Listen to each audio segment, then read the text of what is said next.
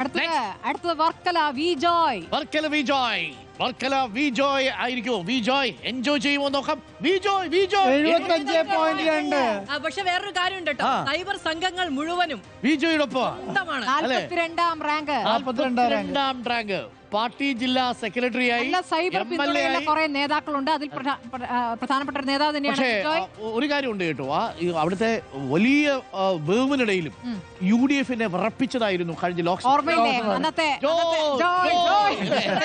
Ground ലെവലിൽ പണിയെടുക്കുന്ന വലിയ യുവജന കൂട്ടായ്മയുണ്ട് കൂടെ. പിന്നെ മാത്രമല്ല നമുക്കൊരു പേഴ്സണൽ സന്തോഷം എന്താണെന്നറിയുമോ, നമ്മുടെ മീഡിയ എഡിറ്റേഴ്സ് എല്ലാം കുത്തിയിരുന്ന് കാണുകയും അതിലെ പ്രധാനപ്പെട്ട പോയിന്റുകൾ എഴുതിയെടുക്കുകയും ചെയ്തതായിട്ട് ബി ജോയ് നമ്മുടെ അടുത്ത് ഒരിക്കൽ പറഞ്ഞിട്ടുണ്ട്. മീൻസ് അങ്ങനെ പോലും പൊളിറ്റിക്കലായിട്ട് ഇപ്പോഴും ചിന്തിക്കുന്ന 17,000 പരം വോട്ടിന് 17,000. അതെ തദ്ദേശത്തിൽ UDF 5, LDF 3 നേരിയ ഭൂരിപക്ഷമേ ഉള്ളൂ 2030. പക്ഷെ അത് വി ജോയ് എന്ന ഒരു അധികായന്റെ മുന്നിൽ ഈ 2034 എന്നുള്ളത് വീണ്ടും വരികയാണ്. 42 ആണ് മികച്ച റാങ്ക്. വി ജോയ് മികച്ച പെർഫോമൻസുമായി അടുത്ത പോരാട്ടത്തിന് അദ്ദേഹത്തിന് ആത്മവിശ്വാസം നൽകുന്ന റാങ്കാണ്. വർക്കലയിൽ നിന്ന് അത്ര വലിയ ആത്മവിശ്വാസം പറയാൻ കഴിയില്ല. 2200 വോട്ടുകളുടെ ലീഡ് മാത്രമേ ഉള്ളൂ.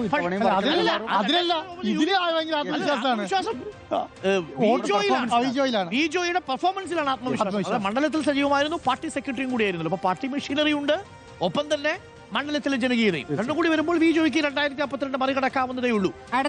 അടൂർ പ്രകാശിനെയാണ് വിറപ്പിച്ചത് കഴിഞ്ഞ ലോക്സഭയിൽ. അടുത്ത കുട്ടനാടിലേക്ക് പോയാൽ കുട്ടനാട്ടിലെ MLA കുറിച്ച് പലതരത്തിലുള്ള അഭിപ്രായങ്ങളുണ്ടായിരുന്നു. പാർട്ടിയിൽ തന്നെ പല അഭിപ്രായങ്ങളാണ്. തോമസ് വടക്കം വരും. കാരണം തോമസ് പറയുന്നൊന്നും ആരും കേൾക്കുന്നില്ല എന്നാണ് തോമസ് കെ തോമസിന്റെ ഒരു പക്ഷം. 52.6 ഉണ്ട്. ഒരു ആവറേജ് മാർക്ക് എന്ന് വേണമെങ്കിൽ പറയാം. കുട്ടനാട് പല പ്രമുഖരെയും വെച്ച് നോക്കുമ്പോ കുട്ടനാട് പക്ഷേ 96. ഞാനിത് പ്രതീക്ഷിക്കാത്ത റാങ്കാ. ഞാൻ 100-ന് പുറത്ത് പോകുമെന്ന് കരുതിയതാ. 96-ലാണ്. കാര്യം കുട്ടനാട് നമ്മൾ അവിടെ പോകുന്ന സമയത്ത് വെള്ളത്തിന്റെ കാര്യമൊക്കെ ബന്ധപ്പെട്ട് തോമസ് കെ തോമസിനെതിരെ കുറേയധികം പ്രതികരണങ്ങളൊക്കെ നമ്മൾ കേട്ടിരുന്നു.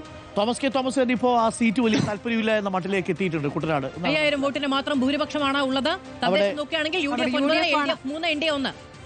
കുട്ടനാട് കർഷകരുടെ സ്വന്തം കുട്ടനാടിൽ LDF-ന്റെ ലീഡാണ് 64. അതുകൊണ്ടാണ് ആ സീറ്റിന് LDF-ൽ ധാരാളം ടേക്കേഴ്സ് ഉണ്ടാവുന്നതും കുട്ടനാട്. പക്ഷേ ഇത്തവണ കുട്ടനാട് ക്രൂഷ്യലാവും എന്ന കാര്യത്തിൽ സംശയമില്ല.